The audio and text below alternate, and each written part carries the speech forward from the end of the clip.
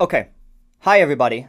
I'm Carson, and as you can see, I am not in like my bedroom or anything. I am here inside a little study room at my school's library. So I'm on a timer here. So a few things to start up.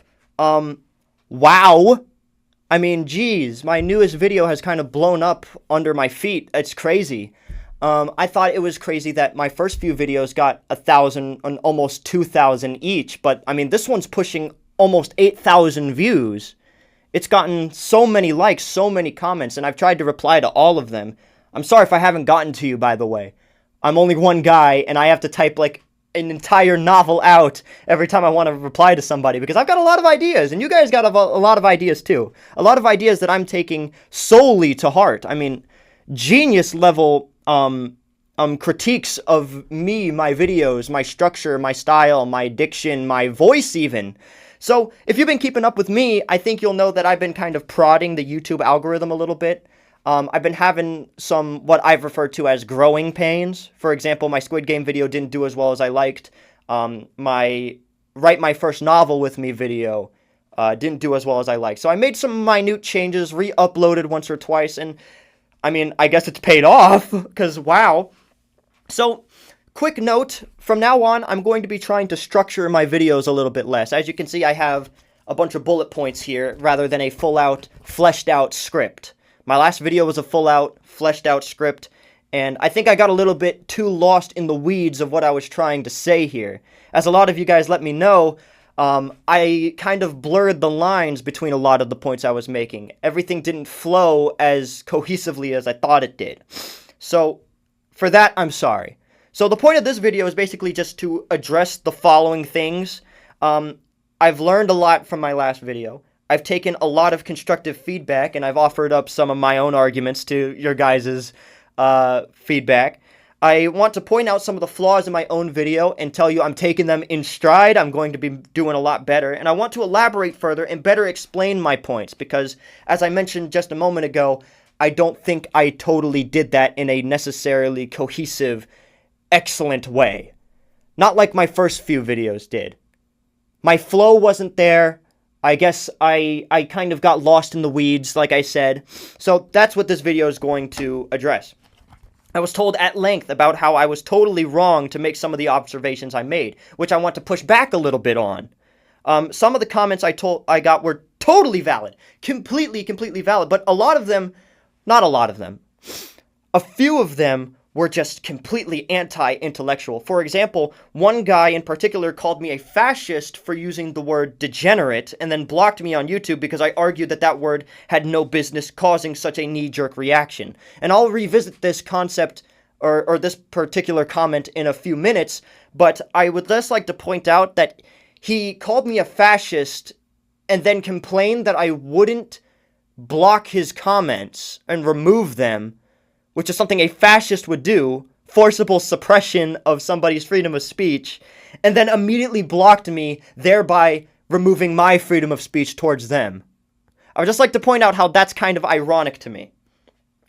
Another guy explained to me how it's kind of a fascist dog whistle, but really to me it's just a subjective word. Degenerate is just something that I use subjectively to say I think it's morally repugnant.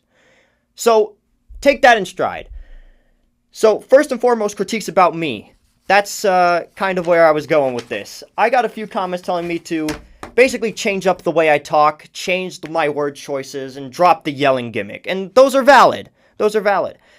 They told me it can make me hard to listen to, that it makes me hard to take seriously. I can sound whiny instead of informative or educational or whatever really the style was that I was going for. And I got one comment in particular that told me I should look into getting a vocal coach. And maybe that's all true. However, I'm just a passionate guy. I'm not going to drop the yelling gimmick because I don't see it as a gimmick. I think I'm passionate, and if something is really worth yelling about to me, I'm going to yell about it. I'm sorry if my voice is rough on the ears or unlistenable or nasally and annoying, but I'm sorry, that's just going to remain a quirk of my videos. I don't necessarily want to sound nicer, and I won't sacrifice my voice to sound nicer or more controlled, I guess. I want to stay authentic. That's something I prided myself on my first video. I got a lot of comments telling me that they were surprised of just how authentic I sounded. So I am not willing to let that go. I want to keep being authentic for you guys. I want to be authentic as I navigate through life, my art, my creations, and everything else. And I want to keep my voice intact. That's important to me. Now, my audio, that is something I am willing to look into, however, because my audio is not really the best here. As you can see, my setup is very limited. I've got a very cheap pop filter that came with this $30 microphone I got on Amazon. And I basically have two microphones. I have this one and one that I have at home. The one I have at home is really the same microphone, except it's got this big arm that stretches out in front of me that I can push up and down. So, yeah. I got reports of my first video being too quiet. So in my most recent video, I realized that I was having the same sort of quietness. So I tried to artificially boost the gain in Premiere Pro, and I guess that's kind of why my mic was peaking and sounding a little bit like hum-buzzy. So I'm sorry for that. I will keep investigating further into my sound. I'll do some more sound tests, and I'll try to get a higher quality sound. My brother's a good sound engineer because he does a lot of music things. He does guitar, and he's like a borderline expert, like master on the guitar. So I'll probably get his music experience in there to figure out exactly how I'm going to fix my sound problems. So that's all for the critiques about me. Next things next, I want to get some clarifications out of the way because I really can't start getting into the critiques on my video until I make a few things very, very clear. I don't think I was as clear as I thought I was when I was making the video. I think some wires connected in my brain that I failed to connect for my viewers, and that's my fault as the presenter here. If I was a teacher and I didn't educate my class, I mean, that's my fault. So, I want to start with the case of Attack on Titan, and to do that, I've got a few comments that I have printed out on the paper here that I'm going to read. Now, I'm not going to read them in full because I have a lot of comments. I got over 100 comments that I think, most of which were super, super detailed. I had an entire novel-length, over 500, 600 words response for a lot of you guys. So, to keep this video from being 3 to 4 hours long, I'm going to basically summarize or just take the points that I think matter most. So, to start with, I think it's important to realize that my main critique with Attack on Titan wasn't that I wanted them to go through every reason that a genocide, regardless of the justification for that genocide, is a bad thing. It seems the way that most people took it was that I wanted them to go through every possible reason that a genocide, regardless of the justifications for that genocide, is wrong. And that's not exactly what I wanted. One commenter, named Future Storyteller, put it like this: if the audience doesn't understand why genocide is wrong, it is a human failure, not a narrative one, and I wholeheartedly agree. If you come out of the other side of Attack on Titan believing that Eren was fully in the right and did nothing wrong, I mean, you've got some growing up to do. That's not a narrative failure. I agree with that.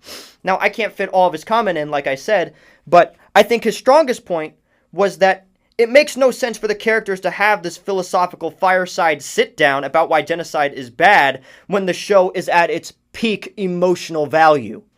I mean, you're at a point where the entire fate of the world hangs in the balance. You don't have time to sit down and just hash things out. Not to mention, he also mentions that it's a foreign work. It's from Japan. So it's kind of naive of me to sit down and think of it in terms of American morality. He says it like this: I'm amused at the way that you present the idea that exploring incredibly vague, platitudinal Americanisms are the answer to Attack on Titan's perceived problems. That is a fair critique. That is the fairest critique I think I got in my comments section. Because I do think it is 100% naive of me to say that, you know what, I think Attack on Titan needs to talk about life, liberty, and the pursuit of happiness. And that's not exactly what I meant. That's not exactly what I meant, but I mean, that's a fair critique anyways, because it is what I said. Whether or not it's what I meant, it's what I said. So, let me clear some stuff up about this, because this is a very strong critique. Very, very strong critique. What I meant to say was that the story's narrative shift is what bothers me. Because it goes from this story about wars, children in wars, propaganda and indoctrination, and all of this other heinous stuff to, in my opinion, shifting from a human versus human conflict to a human versus God conflict.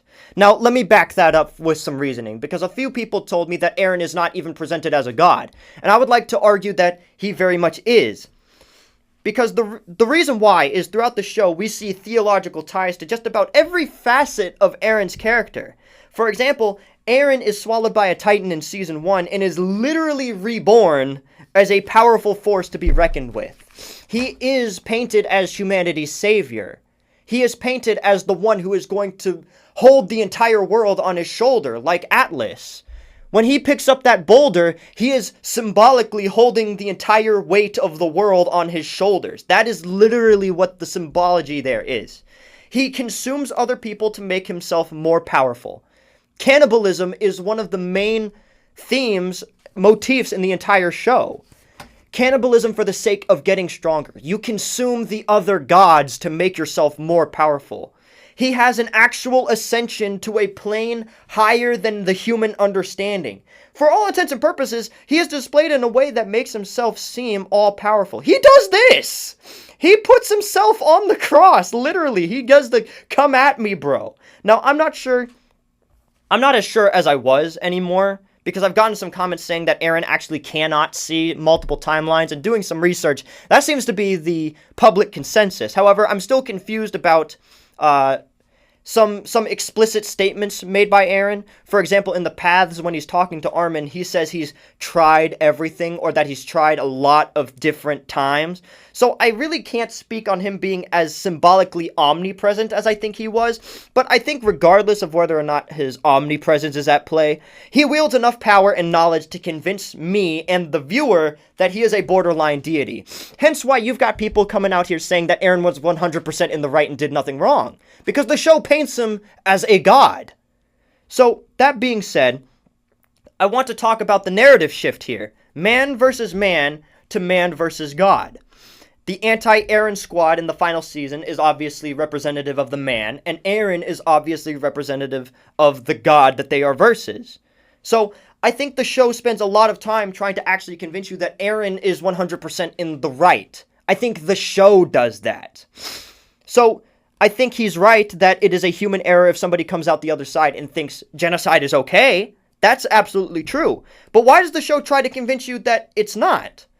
People in real life think that Eren was 100% right because we spend so much time seeing him agonize over the fact that he has no other solution. This is the only one.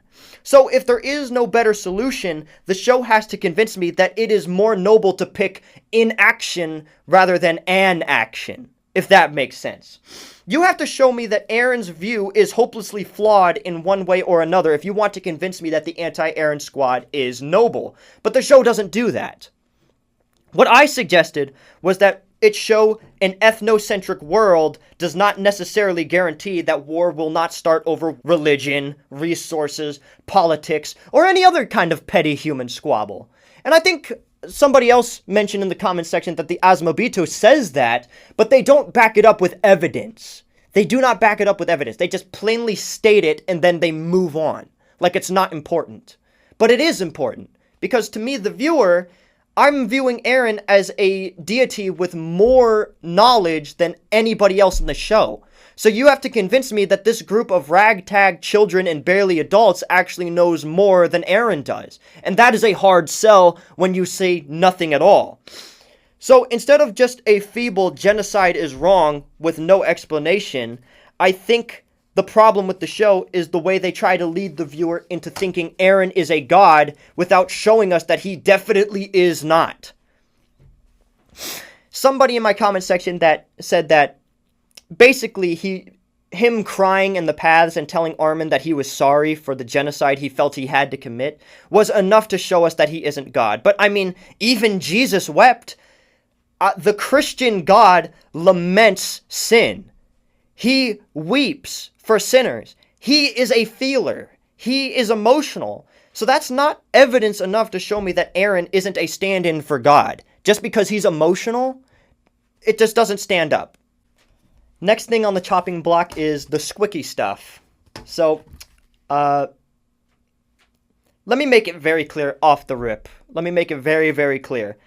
My problem is not with disgusting stuff in media. My problem is not with disgusting stuff in media. Someone pointed out that one part of the definition of horror is an intense feeling of disgust. So I agree with that. And I thought that was obvious that that's not exactly what I meant, because I made concessions. I said squick has its place. Squick has its place in gore films, in slasher films, and so many other different films. Sometimes you have to use nasty stuff to get your point across.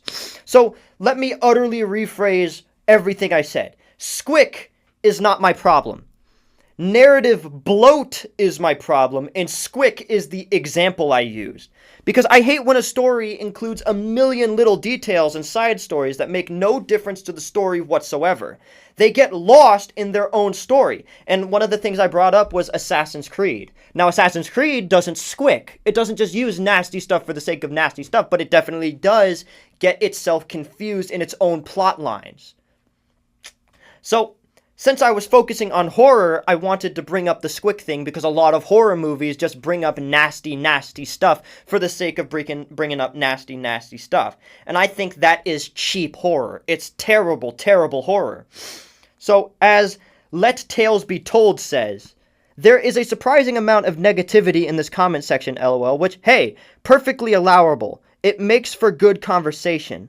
But I see a lot more of it than usual for such a relatively small video. He did quote-unquote because, 5,000 views isn't necessarily small. That's kind of big.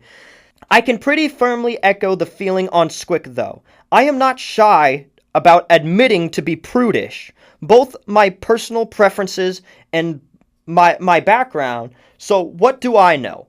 But I find highly precise and strategic uses of squick over the top of language, any such sensitive areas to make for better media, rather than exercising heavy-handedness or even making these things the intended selling point.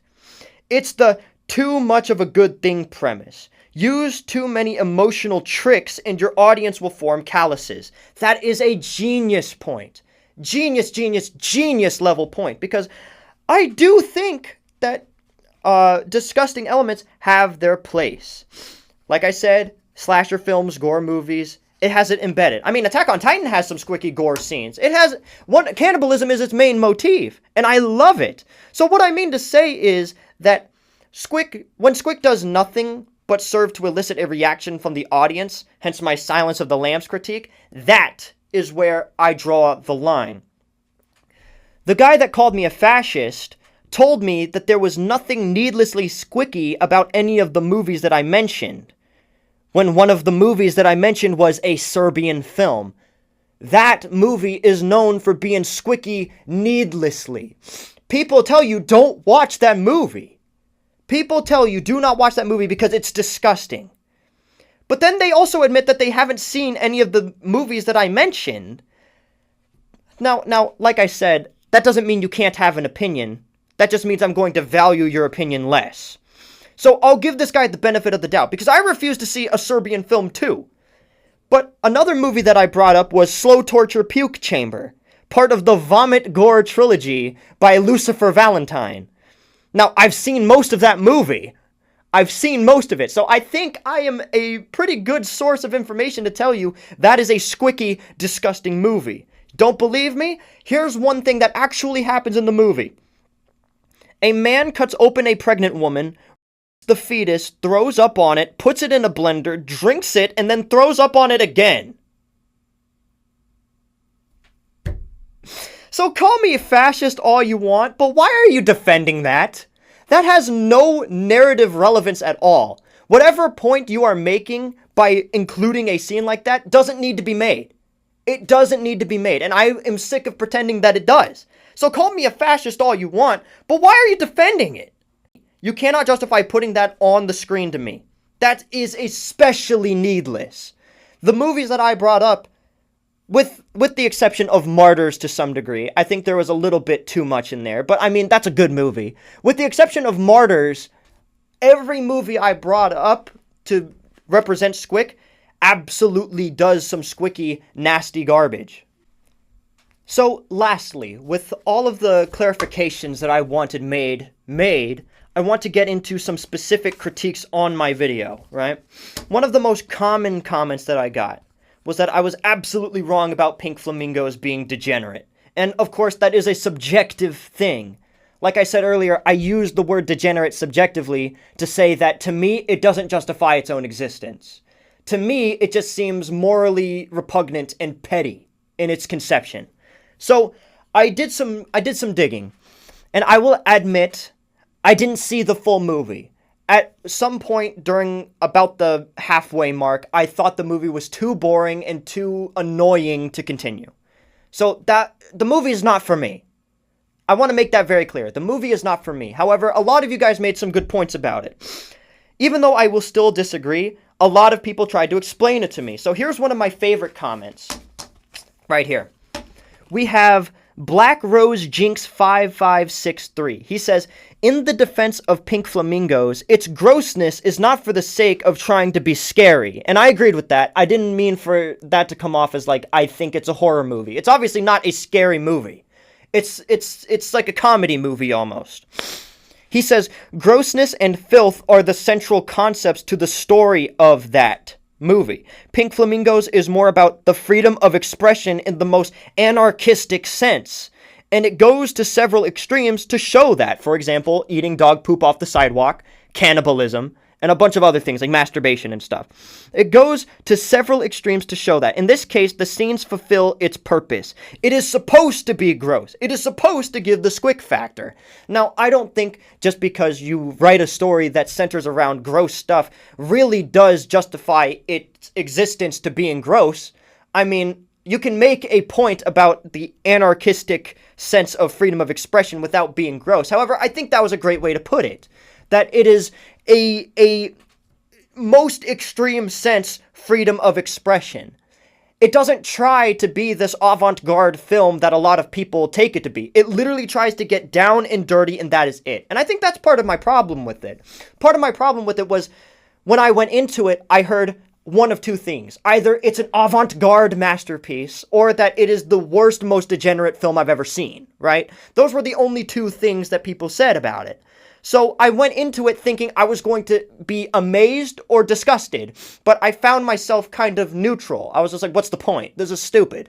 This is stupid. I don't like it. It's gross. So it pushed me onto the latter half of this is gross. I don't like it. But this guy actually opened my eyes a little bit. That it's not just about gross, it's about freedom of expression with no limitations or boundaries. Hence the cannibalism, hence the real eating of dog poop, since in that time, transvestites were kind of, taboo. I mean, they're taboo now, but they were even more so then. People really looked at those people as weird. That was not normal. That wasn't a thing that people had to deal with in that modern world. Nowadays, we people are trans all the time. We see that a lot more frequently now. It's a lot more normalized. However, that was one of the things that at the time was gross about the movie, is you had to watch this character, Divine, be transgender. So, not to say that I don't agree with that. Somebody else called me transphobic because I used the word transvestite, but I don't see anything derogatory about the word transvestite. Because it literally comes from the Latin word vestir, meaning to wear. It's literally a Latin word taken into German, taken into English. There's nothing degrading about it. In my mind, transvestite and transgender are the same thing. Somebody tried to police my wordage of the use of transvestite. But, I mean, if that's the case, let's just start policing all the words then. All of them.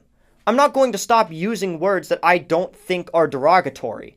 I don't want to offend people. That's not my mission here. I'm not trying to offend people, but I'm not going to refrain from using my vocabulary just because in the past some Neanderthal used a word as an insult.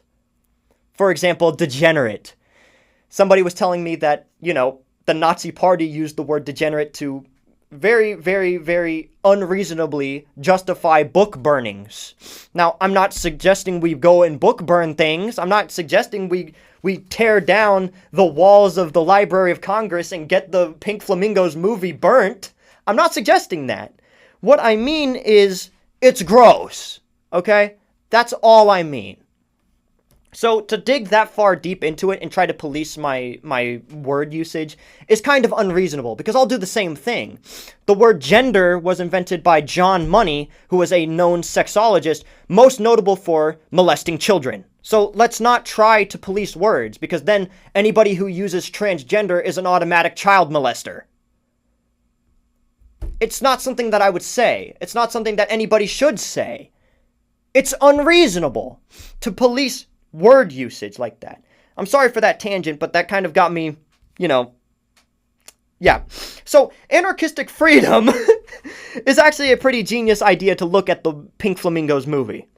I do think that the movie still does not justify its existence. Would I ever give it a second chance? Probably no. Do I hate it? Yes. But I've got an appreciation for it now. It's not for me, but I can see the vision a bit clearer now. So, to Black Rose, Jinx 5563, and everyone else who politely tried to explain it to me, thank you. That was very meaningful to me. And even though I will still continue to be opinionated, I mean, good on you. So, lastly, I want to finish up with my Silence of the Lambs critique. A lot of people told me that I was absolutely wrong about the inclusion of Miggs. One guy in particular told me that I invested too much into him. The guy in Silence of the Lambs, you really over-invested in that fella. The sole point of him is to do the gross thing to Clarice so Hannibal can demonstrate his, let's say, unique protectiveness of her. The guy is behind bars. Something throwable between bars would be the call, and bodily fluids are unpleasant. Granted, he could have just spat on her, but even that's squicky, and would have followed narrative reason. Not just because it's there to be there. And he is not supposed to have any matter in the tale after that. He is not a character lacking purpose, he is a prop that served his purpose. Now, I would like to argue with that a little bit, because I don't see the reason a fully fleshed out human character given a name is a prop to the story. Like, this is a prop. For all you're concerned, this is a fake phone. I'm not going to call it Jim the phone. I'm not going to call this Michael the microphone, right? Just because it's serving a purpose doesn't necessarily say that it's necessary to include it. Because think about all the other ways that he could have protected Clarice. I mean, Clarice has the job of going against the most dangerous man on the planet that only Hannibal can really know about. So, to protect her would be to give her the information that he needs, not make Miggs kill himself. I think if he were removed from the story completely, there are a million different ways to show that Hannibal is still protective of her, that he's a genius-level psychoanalyst and plays mind games with his victims, or if it's basically because he actually cares for Clarice and wants to protect her because she's the only person who really engages him on his level, is there really no other way to show this? You've got a million other ways to show this. But it's got to rely on the gross out scenes. So one last point I would like to make about this is there are shows on air that got universally panned and canceled. I'm just going to use cartoons as an example. Pig Goat Banana Cricket, Sanjay and Craig, Breadwinners, Teen Titans Go, Family Guy, and any Family Guy derivative. All of these shows rely heavily on gross out humor. No one defends needlessly gross humor, so why would you defend needlessly gross horror? Nobody applauds cheap, terrible humor, so why would you defend cheap, terrible horror? Sure, some comedies can be raunchy and gross and good. Some horrors can be squicky and gross and good. But I don't think you should rely on it when you do not need to. Unapologetically, I find cheapness degenerate. And that's all I have to say about that. That's going to wrap up my video here. I've gone through all the points I want to make. I hope that cleared up some stuff. I hope you guys see me in a bit of a more sympathetic light next time. I hope I'm not a fascist to you guys. I I hope I made my point clear that I'm taking a lot of your criticisms to heart. I hope I made it clear that I'm trying to improve. I hope I made it clear that I'm just a guy. I'm just a passionate guy. So thank you for all of your comments. Thank you for your likes, your dislikes. Thank you for your critiques. Thank you for watching my videos. Thank you for watching this follow-up. That's all I have to say. Thank you guys so much. Goodbye.